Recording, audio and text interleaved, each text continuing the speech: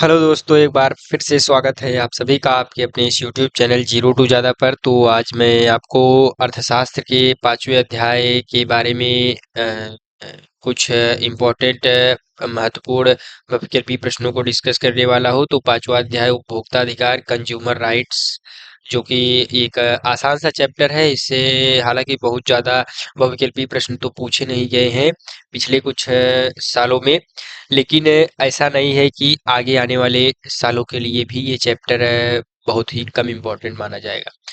तो कभी भी कुछ भी हो सकता है कि आगे आने वाले 3 से 4 एमसीक्यू या बहुविकल्पी प्रश्न इसी चैप्टर से पूछ ले।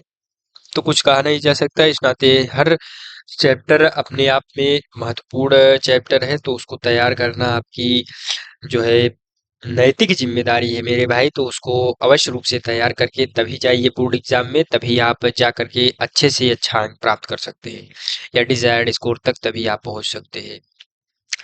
तो इसका पहला सवाल, उपभोक्ता शब्द का अर्थ है उत्पादन करने वाला व्यक्ति, वस्तुओं और सेवाओं का उपयोग करने वाला व्यक्ति, वस्तुओं को बेचने वाला व्यक्ति, व्यापार करने वाला व्यक्ति। आप थोड़ा सा दिमाग पर पुनः से अगर आप जोर देके या अच्छे से सोचेंगे, इत्मीनान से सोचेंगे, तो आपको इसका जवाब खुद ब खुद मिल जाएगा मेरे दोस्तों। तो इसका विकल्प बी सही हो जाएगा, वस्तुओं और सेवाओं का उपयोग करने वाला व्यक्ति। ठीक है, यही उपभोक्ता शब्द का अर्थ है। ठीक है, कंज्यूम, कंज्यूम करने वाला, ठीक है, उपभोक्ता। उसके बाद उपभोक्ता संरक्षण अधिनियम, COPRA, ठीक है। उसके बाद कब लागू हुआ, 1976 में, 1986 में, 1995 में, या 2001 में। उपभोक्ता संरक्षण अधिनियम, तो मेरे भाई COPRA 1986 ईस्वी में लागू हुआ। उसके बाद तीसरे प्रश्न पर आते हैं, उपभोक्ता संरक्षण अधिनियम को संशोधित कब किया गया, 2006 में, 2010 में, 2015 में, या 2019 में। उपभोक्ता संरक्षण अधिनियम को मेरे भाई कब संशोधित किया गया, 2019 में उपभोक्ता संरक्षण अधिनियम को संशोधित किया गया। चौथे प्रश्न पर आते हैं, उपभोक्ता अधिकार किस संवैधानिक अधिकार से जुड़ा है, समानता का अधिकार, सूचना का अधिकार, जीवन और सुरक्षा का अधिकार, स्वतंत्रता का अधिकार।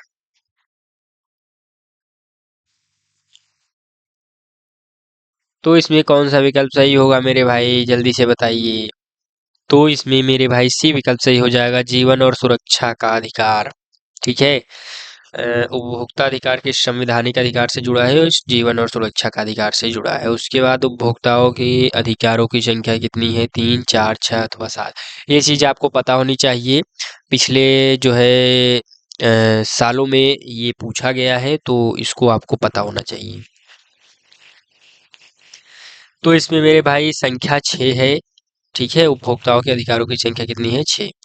छठे प्रश्न पर आते हैं, उपभोक्ता अधिकारों में जानकारी पाने का अधिकार का अर्थ है वस्तु का मूल्य, मात्रा, निर्माण तिथि आदि जानने का अधिकार, केवल नाम जानने का अधिकार, उत्पादक के से मित्रता का अधिकार, कोई नहीं।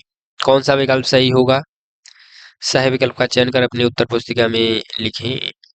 तो इसमें मेरे भाई ए विकल्प सही हो जाएगा, वस्तु का मूल्य, मात्रा, निर्माण तिथि आदि जानने का अधिकार है उपभोक्ता अधिकारों में। ठीक है, उपभोक्ता, एक चीज और यहाँ पे मैं बता देता हूँ, जो आप कोई भी पैकेट देखते हो, कुरकुरे का हो या मसाले का, या कोई भी पैकेट हो, उस पे लिखा होता है MFD, यानी जो है मैन्युफैक्चरिंग जो डेट होता है, और मतलब किस दिन बना है, या इसकी एक्सपायरी डेट क्या है, या उस पे जो रेट लिखा होता है वस्तु का मूल्य, वो अगर मेरे भाई उससे ज्यादा दाम पर अगर कोई बेच रहा है, जैसे कोई चीज 5 रुपए की है, अगर वो 6 या 7 में बेच रहा है, तो मेरे भाई वो मतलब कानूनी रूप से या अपराधी या गैर कानूनी है। ऐसा उन्हें नहीं करना चाहिए, उनके ऊपर सख्त से सख्त कार्रवाई की जा सकती है। ठीक है, तो अगर आपको कोई दे रहा है, तो उसके ऊपर आप जो है कार्रवाई कर सकते हैं। ठीक है, इस नाते वो, और जनरली ऐसे कोई भी उससे अधिक दाम पर नहीं जो है सामान को की बिक्री करता। ठीक है, उसके बाद उपभोक्ता शिकायत कहाँ दर्ज कर सकता है, उपभोक्ता न्यायालय में, पुलिस थाने में, बैंक में, या डाकघर में। उपभोक्ता जो है शिकायत अपनी कहाँ दर्ज कर सकता है मेरे भाई? तो इसका विकल्प ए सही हो जाएगा, उपभोक्ता न्यायालय में ही अपनी शिकायत दर्ज कर सकता है। में ही नहीं, या उस न्यायालय में अपनी शिकायत दर्ज कर सकता है। उसके बाद आठवां, 20 लाख रुपए तक की शिकायत कहाँ दर्ज होती है? राष्ट्रीय आयोग में, राज्य आयोग में, जिला मंच में, सुप्रीम कोर्ट में। 20 लाख तक की शिकायत, तो मेरे भाई 20 लाख तक की शिकायत जिला मंच में जो है दर्ज होती है। 9वें प्रश्न पर आते हैं, 20 लाख से 1 करोड़ तक की शिकायत कहाँ दर्ज होती है? राज्य आयोग में, राष्ट्रीय आयोग में, जिला मंच में, लोक अदालत में। तो मेरे भाई राज्य आयोग में 20 लाख से 1 करोड़ तक की शिकायत दर्ज होती है। 1 करोड़ से अधिक राशि के मामलों की सुनवाई कहाँ होती है? राज्य आयोग में, राष्ट्रीय आयोग में, हाई कोर्ट में, या लोक अदालत में। तो मेरे भाई राष्ट्रीय आयोग में 1 करोड़ से अधिक राशि के मामलों की सुनवाई होती है। ठीक है। उसके बाद 11वें प्रश्न पर आते हैं, आईएसआई चिन्ह का प्रयोग किन वस्तुओं पर किया जाता है? खाद्य पदार्थों पर, विद्युत उपकरणों पर, कपड़ों पर, दवाओं पर। आईएसआई चिन्ह का, तो इस चिन्ह का जो है प्रयोग मेरे भाई विद्युत उपकरणों पर किया जाता है। ठीक है। वैसे तो मुझे दिखने में लग रहा था मॉडुलस ऑफ एस, ठीक है, तो लेकिन निरपेक्ष एस, लेकिन आईएसआई है जहाँ तक। उसके बाद अगले सवाल पर आते हैं, 12वां सवाल जो है, एजी मार्क चिन्ह का प्रयोग किन वस्तुओं पर किया जाता है? एक मार्क है क्या शायद, AGMARK, जो भी है, चिन्ह का प्रयोग किन वस्तुओं पर किया जाता है? कृषि उत्पादों पर, दवाओं पर, बिजली के उपकरणों पर, कपड़ों पर। तो इस चिन्ह का प्रयोग किया जाता है मेरे भाई कृषि उत्पादों पर। ठीक है, एक मार्क। उसके बाद उपभोक्ता शिक्षा का उद्देश्य क्या है? उपभोक्ता को जागरूक बनाना, व्यापारी को मजबूत बनाना, लाभ कमाना, व्यापार घटाना। तो कौन सा विकल्प सही होगा मेरे भाई? 13वें का मेरे भाई ए विकल्प सही हो जाएगा, उपभोक्ता को जागरूक बनाना। ठीक है, ही शिक्षा का मुख्य उद्देश्य है, उपभोक्ता शिक्षा का उद्देश्य। जागो ग्राहक जागो अभियान कब प्रारंभ हुआ? ये आपने देखा ही होगा, वो पहले बहुत ऐड आता था, मतलब जो है जब मैं क्रिकेट वगैरह देखता था तो जागो ग्राहक जागो करके आता था, बहुत बहुत ज्यादा प्रचार आता था इसका। तो ये कब प्रारंभ हुआ? तो मेरे भाई 1990 में प्रारंभ हुआ। ठीक है, बताओ, इतना पुराना है।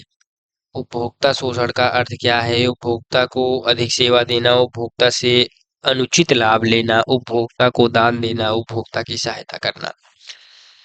तो 15वें का मेरे भाई बी विकल्प सही हो जाएगा, उपभोक्ता से अनुचित लाभ लेना। ठीक है, यही क्या है उपभोक्ता शोषण का अर्थ। उसके बाद उपभोक्ता संगठन का कार्य क्या है? उपभोक्ताओं के अधिकारों की रक्षा करना, केवल व्यापार बढ़ाना, मुनाफा कमाना, सरकारी नीति बनाना।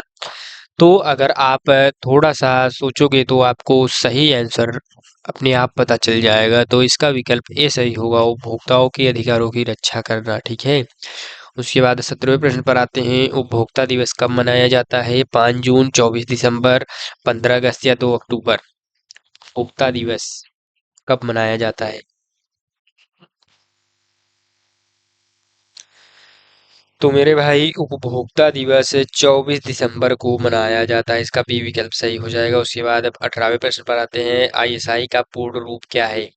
Indian standard institute, Indian system index, Indian safety inspection, international system of India.